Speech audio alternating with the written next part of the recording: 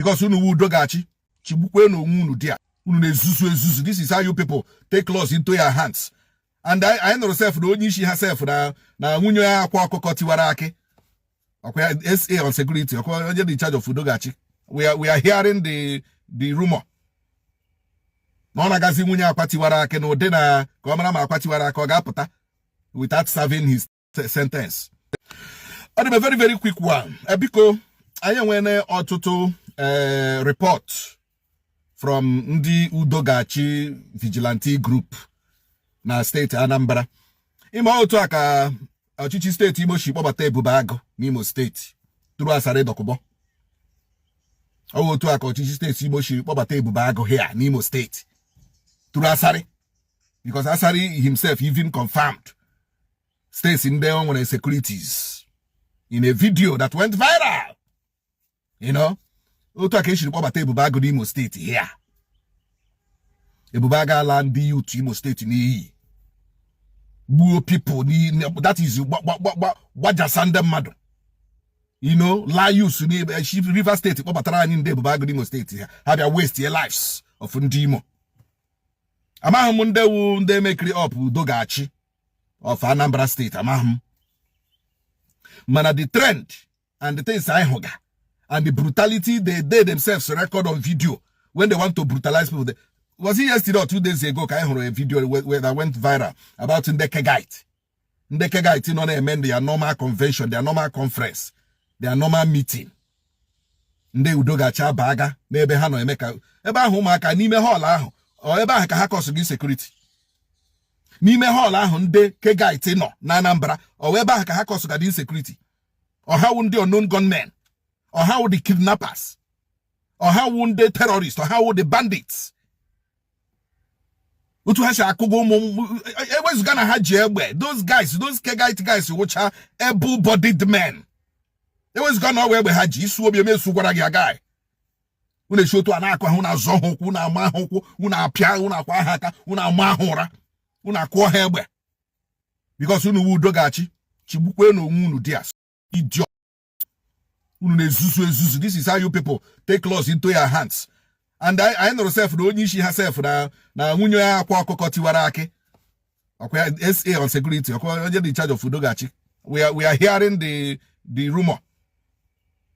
No nagazi munya Akwa tiwarake no dena komana ma Akwa tiwarake ogapota without serving his sentence. No hainoga. Udogachi only she ha. You know? I don't understand it. These people are building, they are gradually turning into terrorist group. They are gradually becoming terrorists. Ndaho hashina hanacho ha wazela. Ole ihe gbasara unu na ihe ndị Kegite begana Anambra. Onwonye na amaghị about Kegite group. Most of us that pass through the universities, we belong to Kegite. Yes, most of us belong to Kegite. Kegite or bandit. Kegite or terrorist.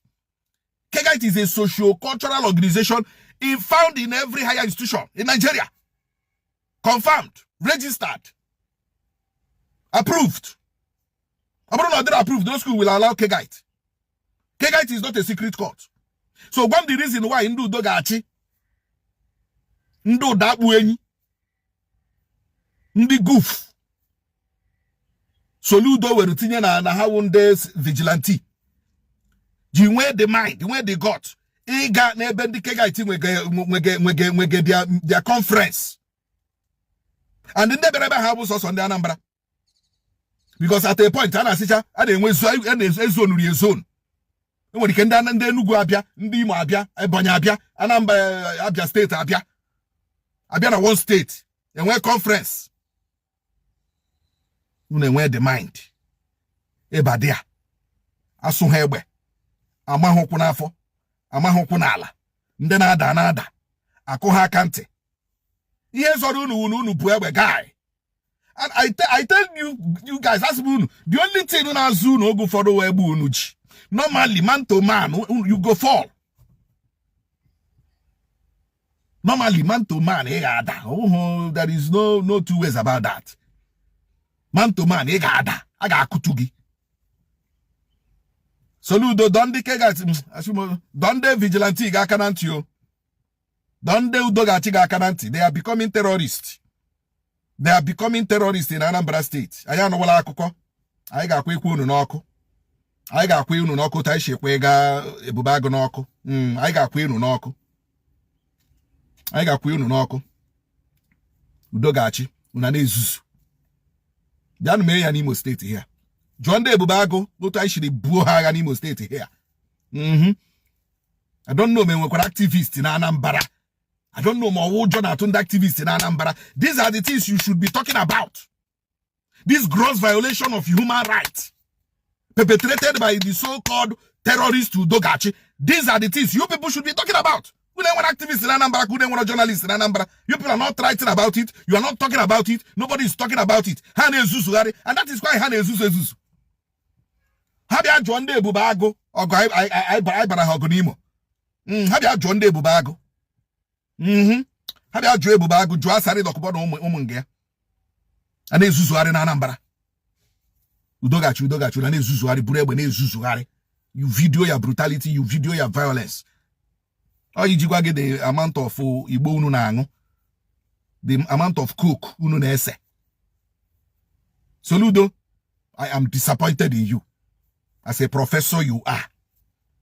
You are not refined at all. As a professor, you could say they refined. Refined in character. So that if they are not refined as a leader, must be refined. But I'm surprised and I'm disappointed. A stitch in time saves 9. A word is enough for the wise. Don't do Udogachi Hakananti, or else I got way hanoko.